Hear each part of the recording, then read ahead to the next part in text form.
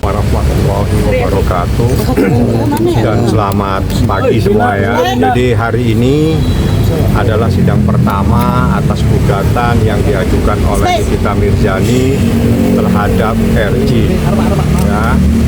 Dalam gugatan tersebut kita mencoba menguji ada tidaknya perjanjian lisan yang terjadi di dalam peristiwa November tahun 2024. Nah, seperti itulah prosesnya. Gugatan sudah saya daftarkan. Insya Allah hari ini adalah sidang pertama.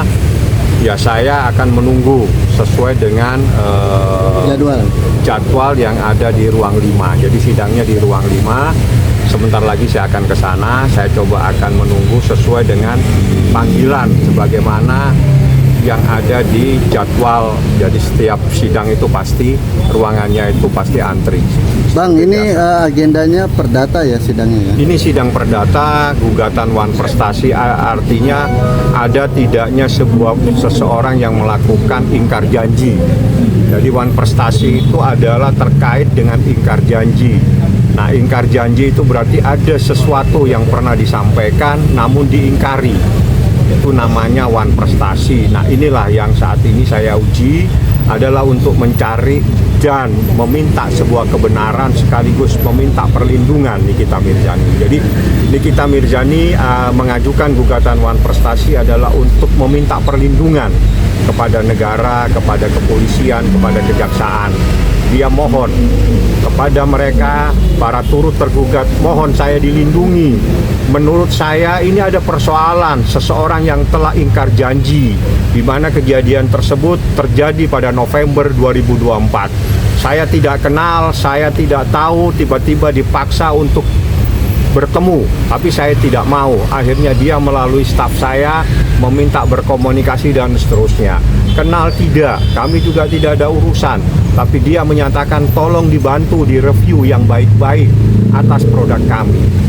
Terus persoalannya di mana? Kita diam-diam dikasih uang terus tiba-tiba kita dibilang melakukan sesuatu yang melanggar hukum. Kenal tidak? Seperti itu. Dan yang bersangkutan pun dalam keadaan bebas merdeka. Dia mau ngasih boleh, nggak ngasih boleh. Terus kenapa harus dia sendiri yang memaksa? Dia sendiri yang mengatur. Dibagi 2 kali. 2 kali diserahkan dalam bentuk transfer, satunya diserahkan dalam bentuk tunai. Itulah persoalan yang saat ini kita uji. Jadi Wan Prestasi itu ada seseorang yang mengingkari apa yang pernah dia sampaikan. Jadi bisa lisan, bisa tertulis yang namanya Wan Prestasi seperti itu. Tergugatnya siapa bang? Tergugat RJ dan ada satu lagi suaminya seperti itu. Oh, suami istri berarti ya bang? Iya. Bang NM dihadirkan nggak bang hari ini? Saya berharap dihadirkan karena berdasarkan peraturan Mahkamah Agung tentang mediasi, ini berkaitan dengan mediasi. Di dalam mediasi para pihak wajib dihadirkan. Jadi kalaupun nanti pihaknya itu diwakili harus dengan kuasa yang sah, di mana kuasa tersebut memang khusus untuk mewakili prinsipal. Jadi Nikita itu adalah penggugat prinsipal istilahnya. Jadi dia diwajibkan untuk hadir.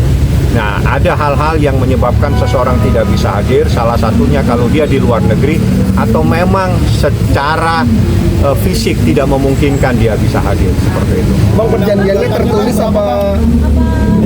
Nominal. Kenapa? Nominal. Yang kita persoalkan adalah pemberian yang disampaikan sebesar 4 miliar. Itulah yang kita uji dan kita minta itu ditetapkan sebagai pemberian yang sah. Seperti itu. Perjanjiannya tertulis apa enggak nih, itu ada perjanjiannya nggak bang? Saya sudah nyatakan bahwa kejadian November 2024 seseorang menghubungi Ismail Marzuki, minta direview baik-baik dan seterusnya. Seperti itu.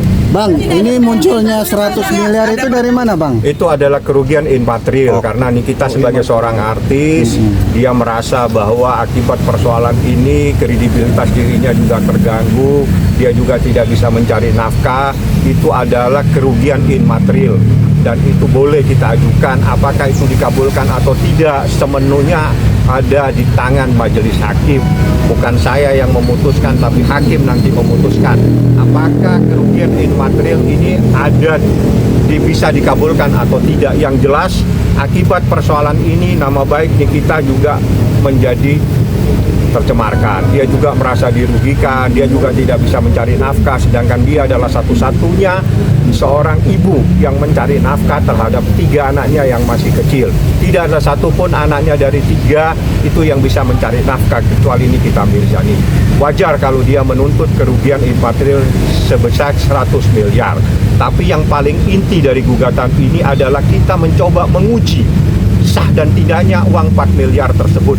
Inti sarinya, saya menguji sah dan tidaknya uang 4 miliar itu yang telah diserahkan kepada Nikita Mirzani atau kepada Ismail Marzuki dengan cara 2 kali penyerahan.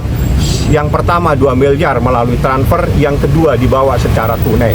Dan ada kalimat pada saat itu, mohon direview yang baik-baik. Itulah persoalannya, kenal tidak, tapi dihubungi melalui orang lain dan ingin bertemu dengan Nikita Mirzani. Saya pikir sementara itu saya akan masuk di ruangan, nanti saya akan lanjutkan supaya persoalannya lebih jelas setelah sidang ya. Kita mau datang secara virtual atau langsung, Bang? Sesuai peraturan Mahkamah Agung harus ada di ruangan sidang ini. Tapi sudah terkonfirm akan hadir atau tidak, Bang? Kenapa? Akan terkonfirm ada lagi tidak? Saya bilang sesuai peraturan Mahkamah Agung harus hadir nanti pada saat itu ya. Oke, Bang. Nanti lebih lanjut saya akan jelaskan.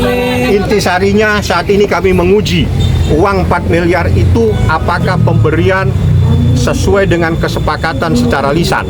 Itu persoalannya, ataukah sebagaimana yang telah dilaporkan. Inilah yang saat ini kita uji secara perdata. Karena apa? Niki tidak kenal dengan seseorang ini, tiba-tiba dicari, tiba-tiba minta direview yang baik-baik, tiba-tiba ya udah kalau memang begitu kasih aja supaya bisa mereview yang baik-baik dan seterusnya. Itu dia yang menentukan sendiri. Akan saya serahkan 2 miliar dulu secara transfer, 2 miliar lagi saya bawa tunai.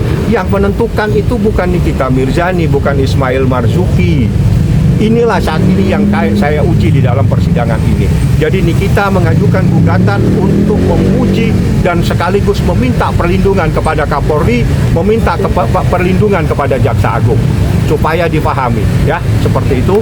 Terima kasih banyak. Jadi kembali ke SGSO atau nanti, Bang? Saya nggak tahu, coba tanya dia terima belum? Kalau belum nanti ngomong lagi. Terima kasih, Bang. Ada lagi